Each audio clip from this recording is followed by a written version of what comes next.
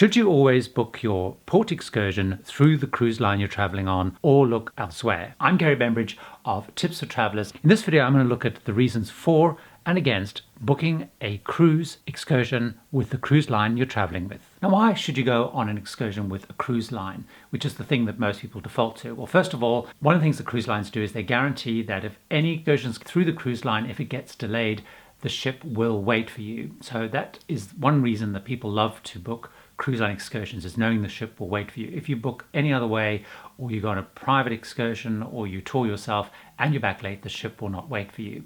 Secondly, there's normally a great choice of excursions and they cater for all different types of activity levels and interests, so you'll find a good selection. That's another good reason to choose a cruise line excursion. The third thing is that on every single excursion, someone from the cruise line will actually go on that excursion. So it means that you've got someone from the cruise line who's there if anything goes wrong, and also importantly, if there's any issues with the actual excursion, there's someone from the cruise line that can verify and confirm the issues, particularly if you're challenging or looking for a refund because something goes wrong. Another reason for booking an excursion through the cruise line is if you have onboard credit. You can put the onboard credit towards the cost of excursion. So obviously that's a great way of spending any onboard credit that you've got, and may make it actually very attractive rather than perhaps just spending onboard credit on things that you don't really want on board. Another good reason for booking through the cruise line is usually you can do it online in advance, so you can make sure that you've got all your excursions booked. You don't have to worry, you know everything that you're doing in every single port, and you know exactly what it's going to cost you. The cruise lines will also have worked with the operators and done the tours many times usually, so you can be pretty sure that they know the quality of the excursions, know the quality of the provider, and know that they're kind of safe and organized and that their passengers probably like them.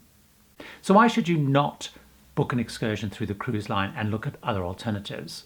Well, first of all, cost. Actually, they can be relatively expensive booking excursions through the cruise line, and you can find that the costs can mount up and you can spend a lot of money on cruise line excursions. Secondly, you might find that excursions are full. So the ones that the cruise lines are offering are full, things that you really want to do, and often the very popular ones do get sold out. So there's something you want to do and it's not available. So that's a good reason to look for another way of doing it. If you're actually looking for a way of doing a tour but with less people, so cruise lines particularly will have very large groups, and often you can find alternative ways of doing it with much less people.